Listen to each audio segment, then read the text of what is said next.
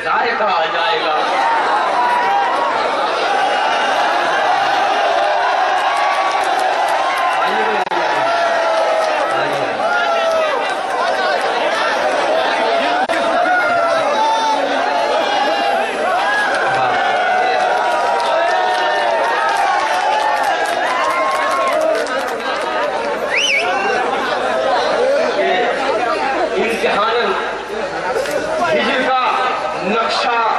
बनाकर देख लूं,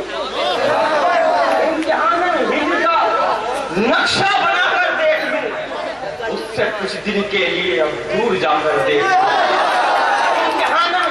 नक्शा बनाकर देख लूं, उससे कुछ दिन के लिए अब दूर जाकर देख लूं। और क्या खबर कल बावफा से बेवफा हो जाए वो, क्यों ना अपने दफ्तर हमको आजमा कर देख लूं। क्या खबर कल बावफा से बेवफा हो जाए वो, क्यों ना अपने दफ्तर हमको आजमा कर देख लूं। शुक्रिया आजाद। वाह,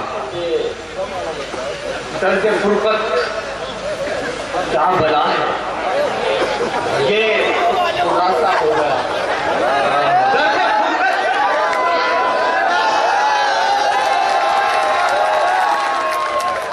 दर्द फुरकत क्या बला है, ये खुलासा हो गया।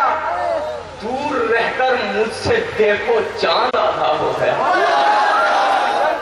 क्या बला है, ये खुलासा हो गया।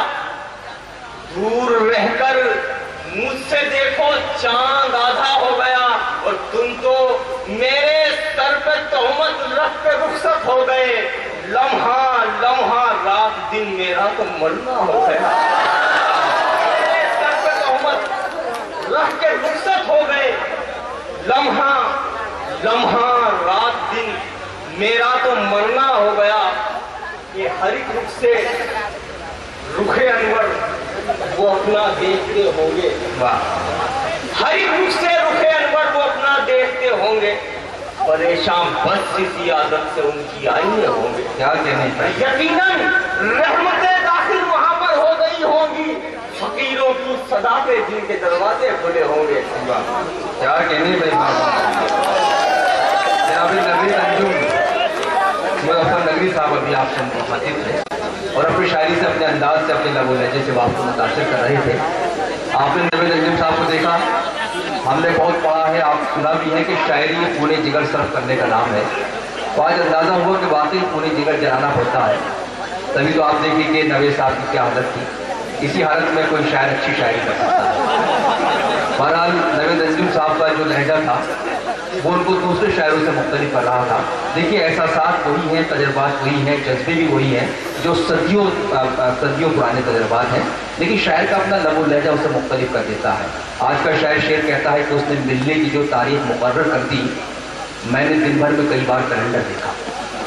वही जज्बा था, लेकिन आज का शायर अपने अंदाज से कहता है, मैंने कहा कि देख ये मैं, ये फिजा, ये रात, उसने कहा कि मेरी पढ़ाई का वक्त है। तो ये लहजा जो है शायर को मुख्तलिफ करता है और उसी का सबूत थी जनाब नवीद अंजुम मुज़फ़्फ़र नकवी साहब की शायरी।